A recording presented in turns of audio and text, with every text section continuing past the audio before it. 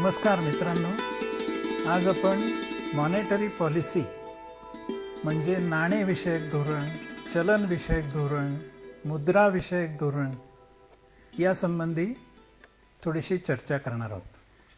माझं नाव विनायक महादेव गोविलकर. माझं शिक्षण आहे MCOM, LLB, FCA, PhD. नाशिकमधल्या BYK कॉलेजमध्ये 30 वर्ष मी शिकवलं आणि प्राचार्य म्हणून स्वेच्छानिवृत्ती घेतली. CA ची प्रॅक्टिस करतो.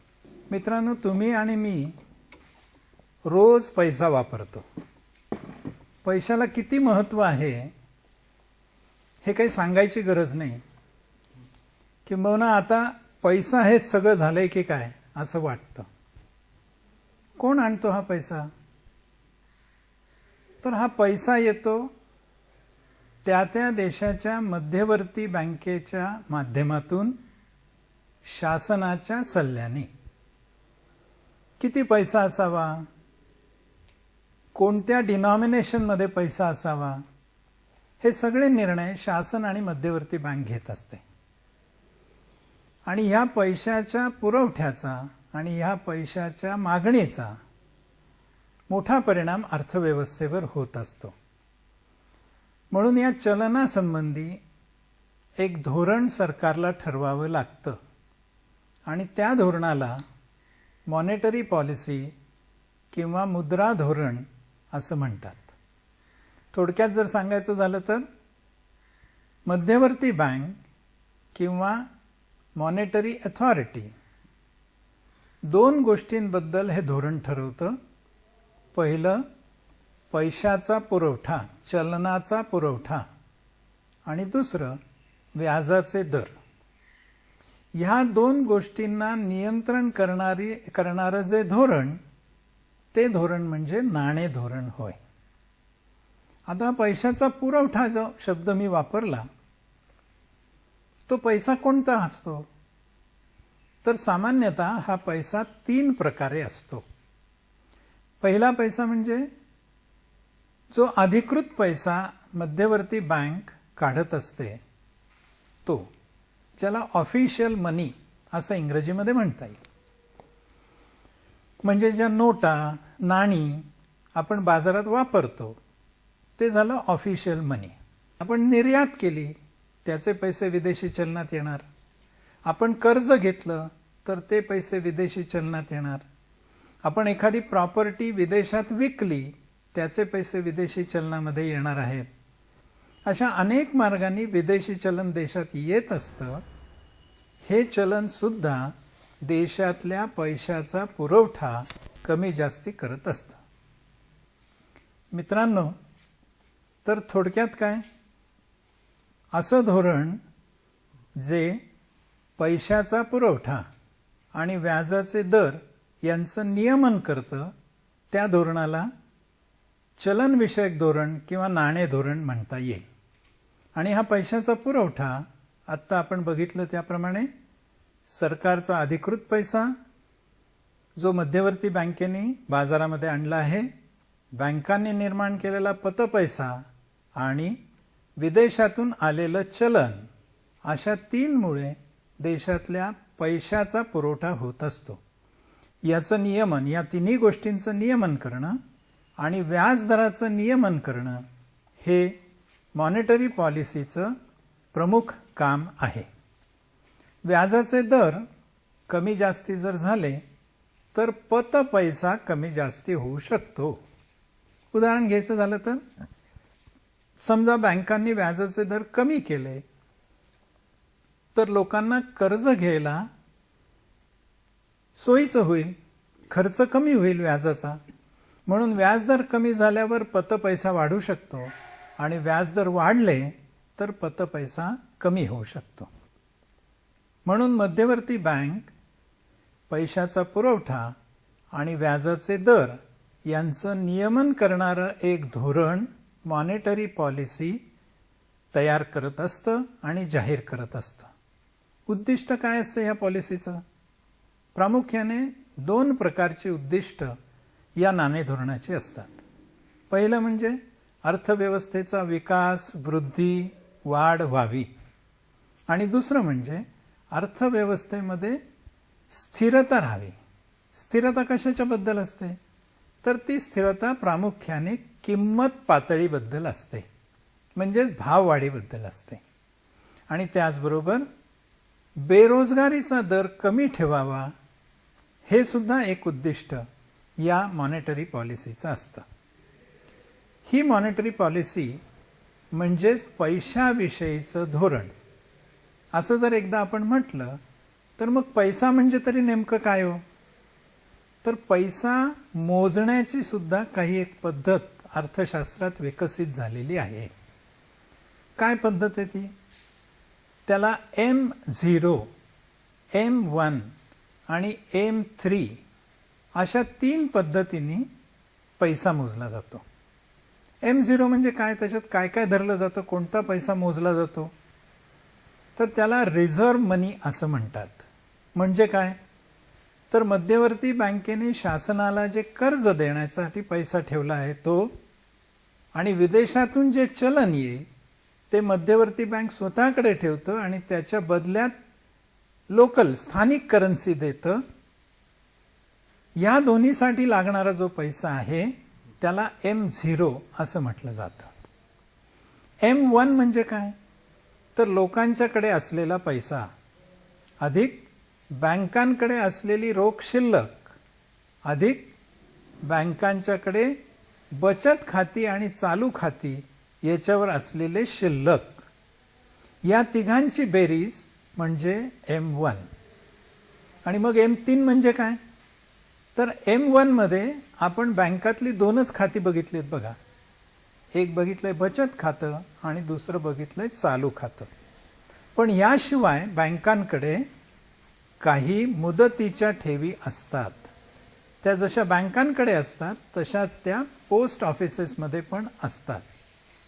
तर M1 मध्ये ह्या मुदत ठेवी बँकातल्या आणि पोस्टातल्या जर मिळवल्या तर होणाऱ्या पैशाला M3 असं म्हणतात.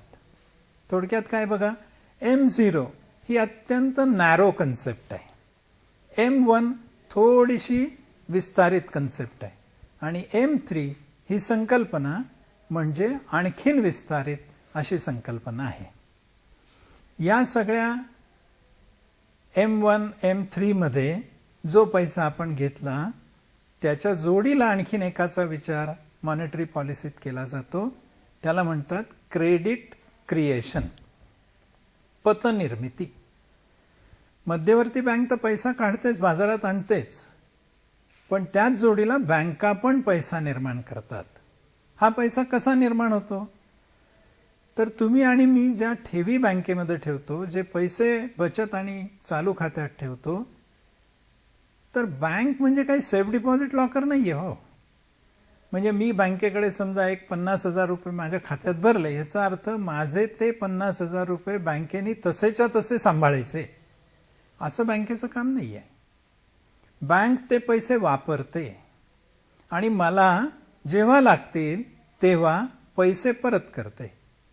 मी शब्द वापरलाय पैसे परत करते, माझेच पैसे परत करते, माझ्याच नोटा परत करते असं नाही.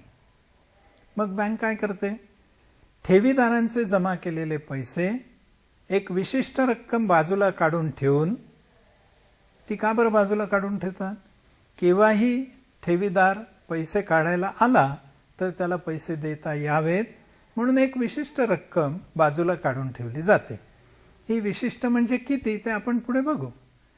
आणि अशी रक्कम बाजूला काढून ठेवल्यानंतर ठेवीचे जे पैसे बँकेकडे राहतात त्यातनं बँक कर्ज देते. ही कर्ज दिलेली रक्कम म्हणजेच पतनिर्मिती होय. आणि ही एक साखळी आहे, चेन आहे. कसं बघा, समजा बँकेकडे 1,00,000 रुपये ठेवीच्या स्वरूपात आले, त्यातनं बँकेने समजा 35,000 रुपये रिझर्व्ह म्हणून बाजूला काढले, उरले 65,000. आता हे 65,000 बँक कर्ज देते. बँक कर्ज दिल्यानंतर काय होणार आहे?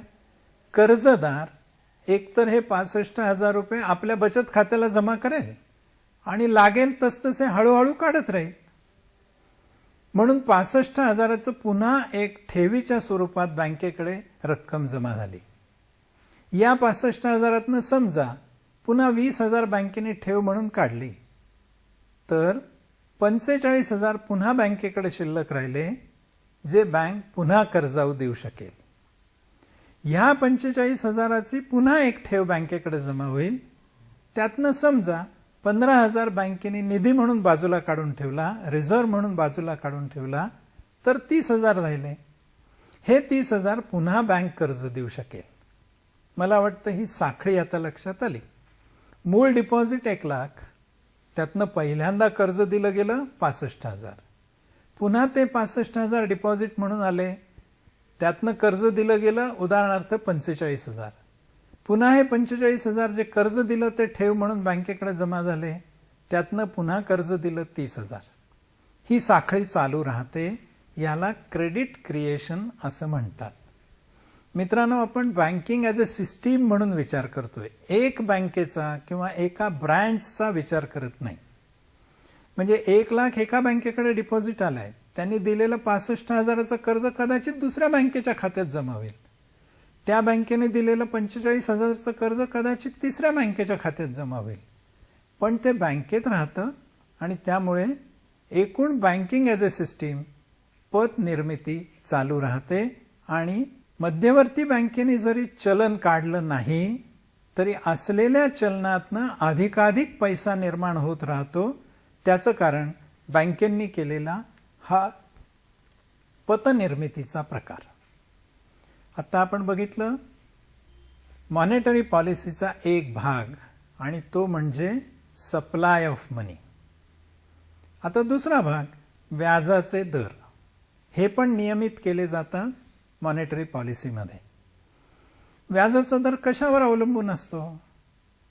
त्यातला एक घटक असतो, तो म्हणजे बाजारातील पैशाची मागणी आणि बाजारातील पैशाचा पुरवठा.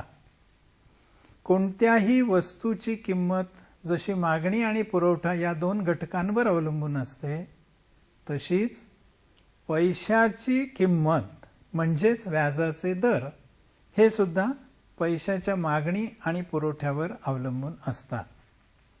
मध्यवर्ती बँक जेव्हा पैशाचा सप्लाय कमी करते किंवा बँका जेव्हा पतनिर्मिती कमी करतात, त्यावेळेला स्वाभाविकपणे बाजारात उपलब्ध असलेला पैसा कमी होतो.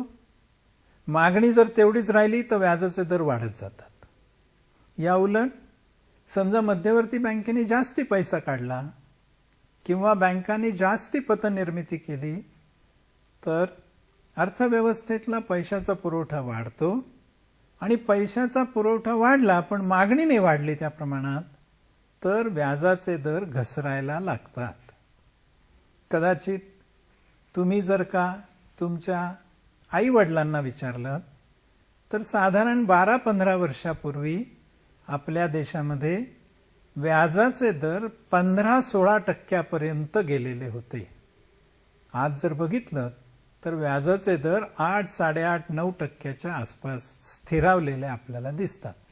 हा जो व्याजाच्या दरातला फरक आहे, चढ उतार आहे, हा पैशाची मागणी आणि पैशाचा पुरवठा यावर अवलंबून असतो. हे व्याजाचे दर खूप जर बदलायला लागले तर अस्थिरता निर्माण होते. कल्पना करा, आता ज्यांनी 16% बँकेत ठेव ठेवली त्यांनी काय विचार केला असेल? हो, चला मी आता एवढे पैसे ठेवले, त्याच्यावर मला 16% व्याज मिळणार, माझं उर्वरित आयुष्य शांतपणे जाईल, मला कुठलीही पैशासाठी धावपळ करण्याची गरज नाही, असं म्हणून ज्यांनी ठेव ठेवली असेल त्यांची व्याजाचे दर घटल्यावर काय परिस्थिती होईल? त्यांना तेव्हा जेवढी व्याजाची रक्कम मिळत होती त्याच्या निम्मीच रक्कम आज मिळेल. आणि मग अशा विशेषतः ज्येष्ठ नागरिकांचे किती हाल होतील याची आपण कल्पना करू शकतो. म्हणून व्याजदरात खूप मोठी तफावत होणार नाही ही काळजी घ्यावी लागते मॉनेटरी पॉलिसी फ्रेम करताना. व्याजाचे दर ठरवण्यातला दुसरा घटक म्हणजे लीगल टेंडर मनी. म्हणजेच शासनाने अधिकृत जो पैसा मध्यवर्ती बँकेच्या माध्यमातून आणला तो किती आहे याच्यावर व्याजाचे दर कमी जास्ती होतात, कारण सप्लाय त्याच्याप्रमाणे पैशाचा बदलत असतो. तिसरा, बँकेने किती पैसा निर्माण केला आहे त्याच्यावर सुद्धा व्याजाचे दर कमी जास्ती होतात, कारण त्याच्यावर पैशाचा पुरवठा अवलंबून आहे. म्हणून काय म्हटलं जातं बघा, ज्या देशात बँकिंग सिस्टीम चांगली आहे त्या देशामध्ये लीगल टेंडर मनी कमी असली तरी एकूण पुरवठा तेवढाच असू शकतो. कारण का, बँका चांगल्या आहेत, सगळे व्यवहार बँकांच्या माध्यमातून होतात, बँकांकडे ठेवी चांगल्या आहेत, म्हणून पतनिर्मिती जास्ती चांगली होते. अशा देशांमध्ये थेट लीगल टेंडर पैसा कमी असला तरी सुद्धा चालू शकतो. तिसरा जो घटक पुरवठ्यावर परिणाम करणारा आहे तो आहे विदेशी गुंतवणूक. जर समजा विदेशातून भरपूर गुंतवणूक आपल्या देशात यायला लागली, मग डॉलर्स येतील, पाऊंड्स येतील, युरो येईल, येन येईल, सगळ्या देशातनं भारतात जर गुंतवणूक व्हायला लागली तर मोठ्या प्रमाणावर विदेशी चलन भारतात येईल. मित्रांनो, एक साधा कॉमन सेन्स असा आहे, समजा एखाद्या कंपनीचे शेअर्स खरेदी करण्यासाठी अमेरिकेतल्या गुंतवणूकदार संस्थेने अशी कल्पना करू $1,00,000 दिले, तर आता $1,00,000 तर काही आपल्याला खात्यात भरता नाही येणार. मग काय केलं जातं, मध्यवर्ती बँक $1,00,000 स्वतःकडे जमा करून घेते आणि $1,00,000 एक्सचेंज रेट प्रमाणे, विनिमय दराप्रमाणे $1,00,000 समजा 64 लाख रुपये होत असले तर 64 लाख रुपये त्या खात्याला जमा करते. थोडक्यात काय झालं, 1,00,000 विदेशी चलन आल्यामुळे 64 लाख देशांतर्गत चलन निर्माण झालं. हा तिसरा घटक आहे सप्लाय ऑफ मनीचा. आणि चौथा एक घटक आहे, त्याचं नाव आहे शासकीय खर्च. गव्हर्नमेंट किती खर्च करतं त्यासाठी सुद्धा पैसा निर्माण करावा लागतो. या 4 घटकांवर सप्लाय ऑफ मनी अवलंबून आहे आणि डिमांड आणि सप्लाय ऑफ मनीवर व्याजाचा दर अवलंबून आहे. मग थोडक्यात आपल्याला असं म्हणता येईल का, चलनाचं जे धोरण असतं ते चलनाचं धोरण ठरवताना लीगल टेंडर मनी, बँक मनी, विदेशी गुंतवणूक आणि शासकीय खर्च एका बाजूला नियंत्रित केला पाहिजे, नियमित केला पाहिजे, आणि दुसऱ्या बाजूला पैशाची मागणी नियमित केली पाहिजे. आणि हे जर नीट नियमित झालं तर व्याजाचे दर स्थिर राहतील. अन्यथा डिमांड आणि सप्लाय पैशाचा असंतुलित झाला तर व्याजाचे दर अस्थिर होत राहतील. अशी जी मॉनेटरी पॉलिसी आहे ते नियमित करायचं म्हणजे काय करायचं असतं हो शेवटी, त्याला अनुसरून या चलन धोरणाचे काही प्रकार आहेत. त्यातला पहिला प्रकार म्हणजे एक्सपान्शनरी पॉलिसी, विस्तार होईल असं धोरण. कशाचा विस्तार करायचा आहे, तर पैशाचा सप्लाय वाढवायचा, याला म्हणायचं विस्तारवादी धोरण. या धोरणानुसार शासन लीगल टेंडर मनी वाढवेल, शासन बँकांना अधिकाधिक प्रोत्साहित करेल कर्ज देण्यासाठी, विदेशी गुंतवणूकदारांना इथे येण्यासाठी प्रोत्साहन देईल, आणि या सगळ्यामुळे देशातला पैशाचा पुरवठा वाढत जाईल. याला म्हणायचं एक्सपान्शनरी पॉलिसी. का बरं अशी पॉलिसी करावी लागते, केव्हा अशी पॉलिसी केली म्हणजे अर्थव्यवस्थेच्या फायद्याचं राहतं. याचं सोपं उत्तर असं आहे, ज्या वेळेला मंदी असेल त्यावेळेला त्या मंदीतनं मार्ग काढण्यासाठी अधिकाधिक पैसा बाजारात ओतला जातो. पैसा आला की क्रयशक्ती आली, आणि क्रयशक्ती आली की मागणी वाढली, आणि मागणी वाढली की आपोआपच मंदीतनं मार्ग निघाला. दुसरं, व्याजाचे दर जर कमी केले तर लोक अधिक कर्ज घेतात, म्हणजेच बँकांची पतनिर्मिती अधिक होते, म्हणजेच पैसा वाढतो. आणि अधिक कर्ज घेतलं की लोकांकडे पैसा वाढतो, म्हणून क्रयशक्ती वाढते, म्हणून मागणी वाढते. मंदीतनं मार्ग काढण्यासाठी ही एक्सपान्शनरी विस्तारवादी धोरण स्वीकारलं जातं. त्याचबरोबर देशातली बेरोजगारी कमी करण्यासाठी सुद्धा एक्सपान्शनरी पॉलिसी उपयोगी ठरते. कसं? एकदा जर बाजारातली मागणी वाढली तर मित्रांनो काय होणार? त्या मागणीला पुरवठा करायला पाहिजे आणि हा पुरवठा करण्यासाठी उत्पादन केलं पाहिजे. हे उत्पादन वाढवायचं की तुम्हाला रोजगार निर्माण आपोआपच होणार आहे.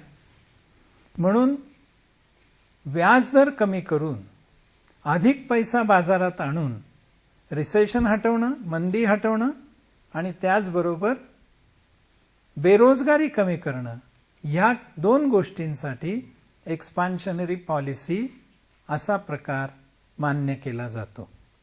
या उलट दुसरा प्रकार जो मॉनेटरी पॉलिसीचा आहे त्याचं नाव कॉन्ट्रॅक्शनरी पॉलिसी. म्हणजे काय? तर इथे पैशाचा पुरवठा कमी केला जातो. एक्सपान्शनरी पॉलिसीमध्ये विस्तार, इथे आकुंचन आहे, कमी करायचं आहे. हे कसं करता येईल? तर एकतर बँकांनी कमी पत निर्माण केले पाहिजे किंवा व्याजाचे दर जर वाढवले तर आपोआप लोक कमी कर्ज घ्यायला लागतील. या दोन मार्गांनी ही कॉन्ट्रॅक्शनरी पॉलिसी ही इम्प्लिमेंट केली जाते. तिसरा प्रकार आहे त्याचं नाव अकोमोडेटिव्ह पॉलिसी. म्हणजे इथे काय होतं? विकास व्हावा ह्या दृष्टीने व्याजाचे दर मध्यवर्ती बँक किंवा सेंट्रल मॉनिटरी अथॉरिटी ठरवते. चौथा प्रकार आहे त्याला न्यूट्रल पॉलिसी असं म्हणतात. म्हणजे काय? तर इथे मध्यवर्ती बँक कुठलाच हस्तक्षेप करत नाही. व्याजाचे दर वाढवाही सांगत नाही, कमी कराही सांगत नाही, पतनिर्मिती जास्ती व्हावी म्हणूनही प्रयत्न करत नाही, कमी व्हावी म्हणूनही प्रयत्न करत नाही. आणि शेवटचा प्रकार आहे त्याला म्हणतात टाईट पॉलिसी. टाईट पॉलिसी म्हणजे काय? तर भाववाढ कमी करण्यासाठी आखलेलं धोरण, त्याला टाईट मनी पॉलिसी असं म्हणतात. हे सगळं कसं केलं जातं? म्हणजे पैशाचा पुरवठा वाढवावा, पतनिर्मिती जास्ती व्हावी, व्याजाचे दर वाढवावेत किंवा कमी करावेत, हे सगळं कसं केलं जातं? त्याला म्हणतात साधनं. या चलन धोरणाची साधनं काय? कशाच्या आधारावर हे सगळं केलं जातं? त्यातलं पहिलं साधन आहे रोख राखीव निधी, ज्याला इंग्रजीमध्ये कॅश रिझर्व्ह रेशो, रोख राखीव निधीचं प्रमाण असं म्हटलं जातं. हे काय असतं? मी मगा म्हटलं तसं ठेवीदार केव्हाही आपल्या ठेवीची रक्कम परत मागू शकतात आणि बँकेला ते परत करणं आवश्यक आहे. म्हणून बँका आलेल्या ठेवीची सगळी रक्कम कर्जावर नाही देत, त्यातली काही रक्कम रोख ठेवते. रोख म्हणजे काय? तर बँक स्वतःकडे रोख ठेवते किंवा रिझर्व्ह बँकेकडे, मध्यवर्ती बँकेकडे आपल्या खात्यामध्ये काही पैसे ठेवते. हा रेशो एकूण ठेवींच्या प्रमाणात असतो. हा रेशो जर वाढवला तर काय होईल? हा रेशो वाढवल्याबरोबर रोख रक्कम किंवा रिझर्व्ह बँकेत ठेवायची रक्कम वाढेल, त्यामुळे कर्जाऊ देण्याचा पैसा कमी होईल आणि म्हणून पतनिर्मिती कमी होईल. हा रेशो जर कमी केला तर बँका अधिक पत निर्मिती करू शकतील. हा रेशो जर वाढवला तर स्वाभाविकपणे पतनिर्मिती कमी होईल. हे झालं पहिलं साधन, कॅश रिझर्व्ह रेशो. दुसरं एक साधन असतं त्याचं नाव स्टॅच्युटोरी लिक्विडिटी रेशो. मराठीत याला वैधानिक रोखता प्रमाण असं म्हणतात. कायद्याने काही मध्यवर्ती बँक रक्कम किंवा प्रमाण ठरवून देतं. बँकांकडे ज्या ठेवी जमा झाल्या आहेत त्यापैकी काही प्रमाणातल्या ठेवी या विशिष्ट प्रतिभूतींमध्ये गुंतवल्या पाहिजेत असं बंधन मध्यवर्ती बँकांवर लादतं. म्हणजे शासकीय प्रतिभूतींमध्ये गुंतवणूक करा आणि ती किती गुंतवणूक करा? तर त्याचं किमान प्रमाण रेशो हा मध्यवर्ती बँक ठरवून देते. आता हा रेशो जर वाढला तर काय होईल? गुंतवणूक वाढेल आणि गुंतवणूक वाढल्यामुळे कर्ज देता येणारा पैसा कमी होईल, म्हणून पतनिर्मिती कमी होईल. या उलट हा रेशो जर कमी केला तर गुंतवणूक बँकांची कमी होईल, त्यामुळे कर्जाऊ देण्यासाठीच्या पैशाची रक्कम त्यांच्याजवळ असलेली वाढत जाईल आणि अधिक कर्ज देता येईल. तिसरा एक साधनाचा प्रकार आहे तो म्हणजे बँक रेट, बँकेचा दर. हा कुठला दर आहे? ज्या वेळेला बँकांना कर्ज घेण्याची गरज भासते त्यावेळेला ह्या बँका एक तर रिझर्व्ह बँकेकडनं कर्ज घेतात किंवा दुसऱ्या बँकेकडनं कर्ज घेतात. तर एका बँकेला दुसऱ्या बँकांनी दिलेलं कर्ज किंवा रिझर्व्ह बँकेने दिलेलं कर्ज काय व्याज दराने दिलं त्याला बँक रेट असं म्हणतात. हा बँक रेट मध्यवर्ती बँक ठरवते आणि त्यामुळे जर रिझर्व्ह बँकेने हा व्याजदर वाढवला तर स्वाभाविकपणे बँका कर्ज कमी घेतील किंवा ह्या जास्ती व्याजदराने पैसा घेतलेला असला तर जास्ती व्याजदरानेच बँका कर्ज वितरित करतील. म्हणून बँक रेट वाढला की बाजारातला व्याजदर वाढतो आणि व्याजदर वाढला की पतनिर्मिती कमी होऊ शकते. हा तिसरा साधनाचा प्रकार झाला. चौथा एक प्रकार आहे त्याला म्हणतात रेपो रेट. तर रेपो रेट काय असतो? रेपो हा शब्द निर्माण झालाय दोन शब्दांचं लघुरूप म्हणून. रीपर्चेस ऑफर याचा शॉर्ट फॉर्म आहे रेपो. तो RE जो आहे तो री साठी आहे, P जो आहे तो परचेस साठी आहे आणि O आहे तो ऑफर साठी आहे. म्हणजे इथे काय होतं तर बँकांकडे असलेल्या सिक्युरिटीज म्हणजेच गुंतवणूक प्रतिभूती रिझर्व्ह बँक विकत घेते आणि त्यापोटी रिझर्व्ह बँक इतर बँकांना कर्ज देते.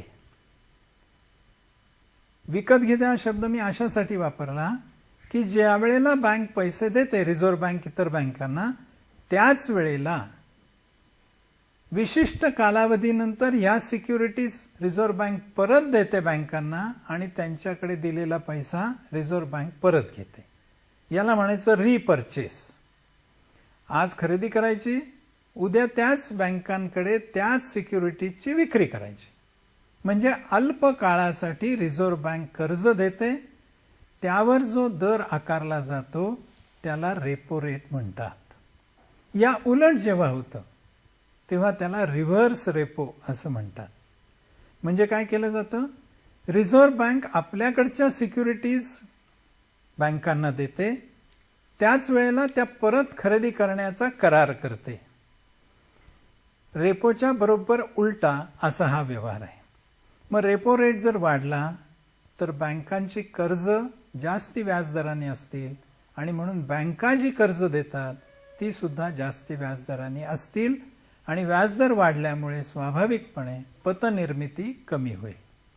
याशिवाय आणखीन एक मार्ग असतो तो म्हणजे ओपन मार्केट ऑपरेशन, खुल्या बाजारातील व्यवहार. इथे काय करते मध्यवर्ती बँक? तर बँकांकडे गुंतवणूक म्हणून ज्या काही प्रतिभूती असतात त्या प्रतिभूती विकत घेते. रेपोमध्ये काय होतं? तात्पुरत्या विशिष्ट काळासाठी अल्प काळासाठी सिक्युरिटीज हस्तांतरित होत असतात. ओपन मार्केट ऑपरेशन्समध्ये या सिक्युरिटीज कायमच्या हस्तांतरित होतात. मग जर समजा मध्यवर्ती बँक अधिकाधिक सिक्युरिटीज घ्यायला लागलं तर व्याजाचे दर वाढत जातील आणि उलट जर रिझर्व्ह बँक अधिकाधिक सिक्युरिटीज विकायला लागलं तर व्याजाचे दर घटण्याची शक्यता असते. व्याजदर नियमित करण्यासाठी जसा बँक रेट हा एक कारणीभूत आहे तसाच रेपो रेट आणि ओपन मार्केट ऑपरेशन सुद्धा उपयुक्त ठरतात. अशी ही मॉनेटरी पॉलिसी आहे. किती परिणामकारक होते आणि ही मॉनेटरी पॉलिसी किती लोकप्रिय म्हणजे शासनासाठी किंवा मध्यवर्ती बँकेसाठी किती प्रिय आहे. कारण तुमच्या माझ्यासारख्या सामान्य माणसाला किंवा कंपनीला मॉनिटरी पॉलिसीचं धोरण ठरवण्यात काहीच रोल नाहीये, भूमिका नाहीये. त्यामुळे लोकप्रियता हा जेव्हा शब्द मी वापरला, पॉप्युलॅरिटी, त्यावेळेला तो किती देशात, किती मध्यवर्ती बँकांमध्ये ही मॉनिटरी पॉलिसी उपयोगात आणली जाते. अलीकडच्या काळामध्ये ही पॉलिसी जास्ती लोकप्रिय होऊ लागली आहे. शासनाच्या हातामध्ये या दोन धोरणांचं शस्त्र आहे.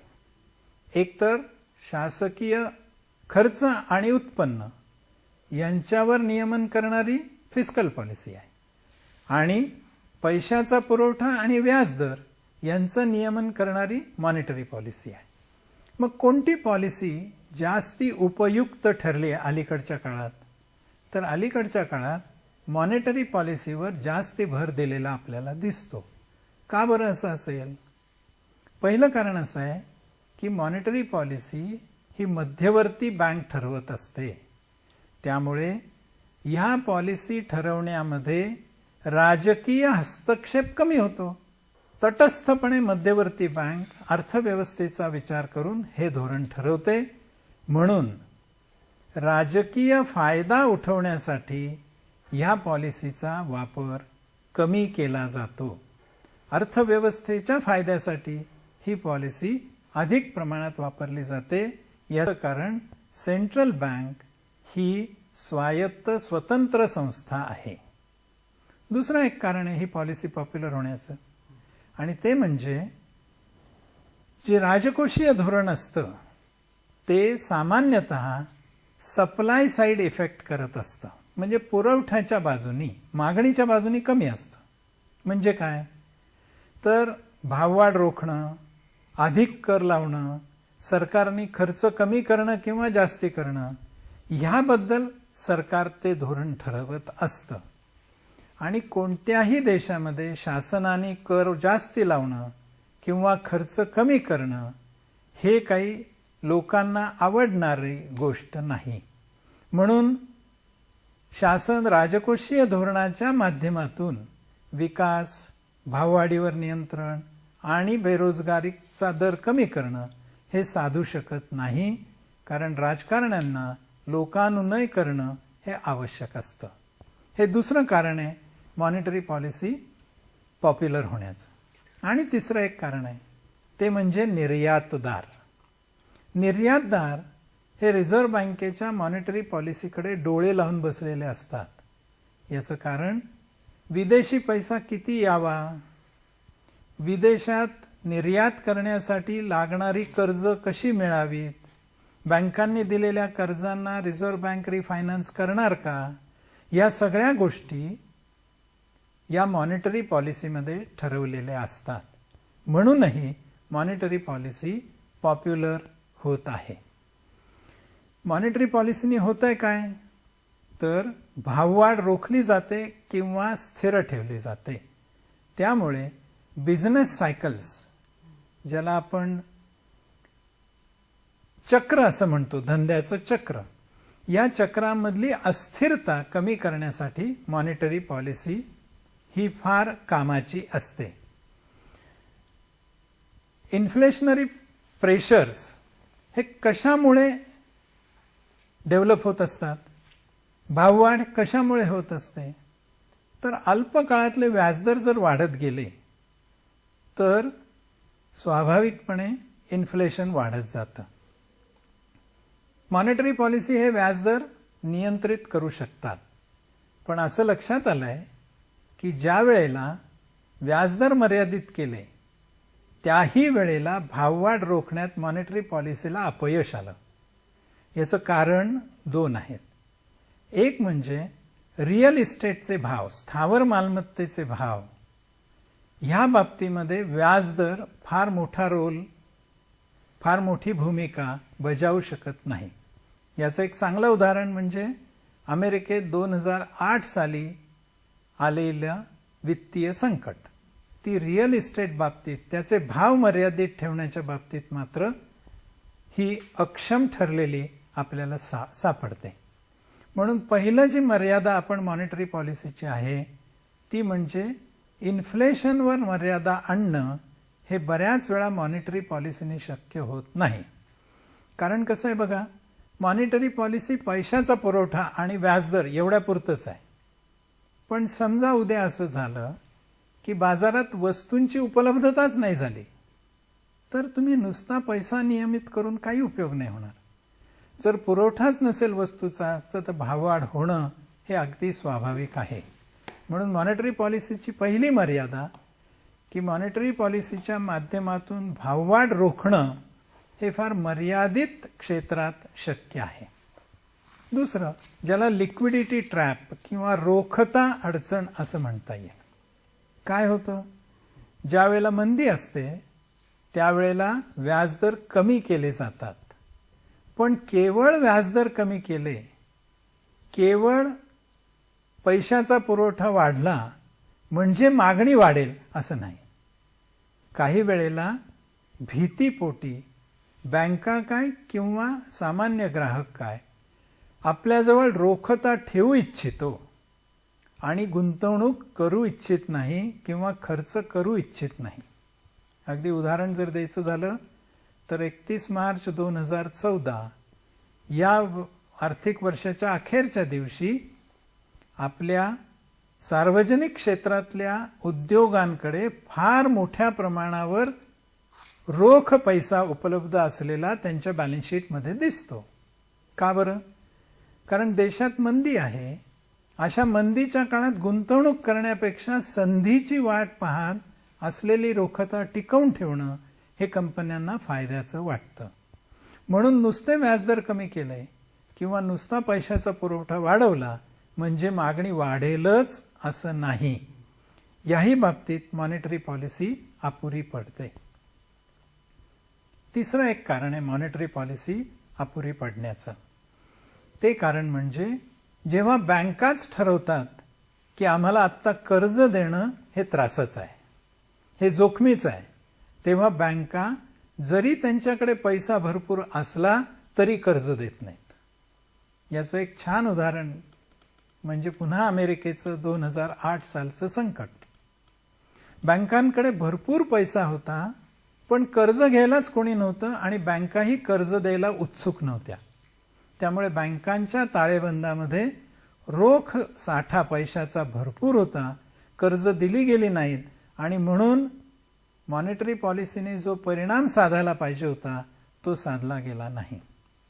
अनेक वेळा सरकारचा खर्च वाढल्याने मागणी वाढेल अशी जी एक शक्यता मॉनिटरी पॉलिसीत गृहीत धरलेली असते, ती शक्यता सुद्धा ज्या वेळेला खोलवर रुजलेली मंदीची स्थिती असेल त्यावेळेला हेही होऊ शकत नाही. हा अनुभव 1930च्या महामंदीमध्ये सगळ्या जगाने घेतलेला आहे. अशा एकूण 4 स्थितीमध्ये मॉनिटरी पॉलिसी इफेक्टिव्ह होऊ शकत नाही. मला असं वाटतं 2008 सालचा जो काही मंदीचा कालखंड होता, संकटाचा कालखंड होता, त्यावेळेला भारतामध्ये सुद्धा हे सगळे टूल्स वापरलेले आपल्याला दिसतील. उदाहरण बघा, कॅश रिझर्व्ह रेशो 9% होता, तो 5% खाली आणला. म्हणजेच बँकांना रोख रक्कम जवळ ठेवणं कमी केलं. बँकांकडे लोनेबल फंड्स वाढले 4% आणि त्यामुळे कर्ज पुरवठा वाढला. SLR म्हणजे स्टॅच्युटरी लिक्विडिटी रेशो हा 25%वरनं 24%वर आणला. त्याचाही परिणाम लोनेबल फंड्स बँकांकडचे वाढण्यामध्ये झाला. रेपो रेट कमी केला बघा, 9%वरनं 4.75% पर्यंत म्हणजे जवळपास निम्म्यावर आणला. त्यामुळे बँकांच्याकडे कर्ज देण्यासाठी जो पैसा होता तो कमी व्याज दराने बँकांकडे आला आणि म्हणून व्याजाचे दर घटले. ओपन मार्केट ऑपरेशन्स सुद्धा बँकांनी केली आणि हाऊसिंग फायनान्स कंपन्यांकडे भरपूर लिक्विडिटी होईल अशी पण काही योजना मध्यवर्ती बँकेने केली. मला असं वाटतं की या सगळ्या योजनांचा जर आपण एकत्रित विचार केला तर असं लक्षात येईल की मॉनिटरी पॉलिसी म्हणजे पैशाचा पुरवठा आणि मागणी, व्याजाचा दर, ठेवींवरचा आणि कर्जांवरचा, या 2 आधारांवर मॉनिटरी पॉलिसी ही आखली जाते आणि तिची अंमलबजावणी केली जाते. एकूण अर्थव्यवस्थेच्या प्रगतीसाठी 2 प्रकारच्या पॉलिसीज, फिस्कल पॉलिसी आणि मॉनिटरी पॉलिसी, या महत्त्वाची भूमिका बजावत असतात. थोडा खोलात जाऊन ह्या पार्श्वभूमीवर जर आपण अभ्यास केला तर आपल्याला त्याची उपयुक्तता हे निश्चित समजू शकेल. धन्यवाद.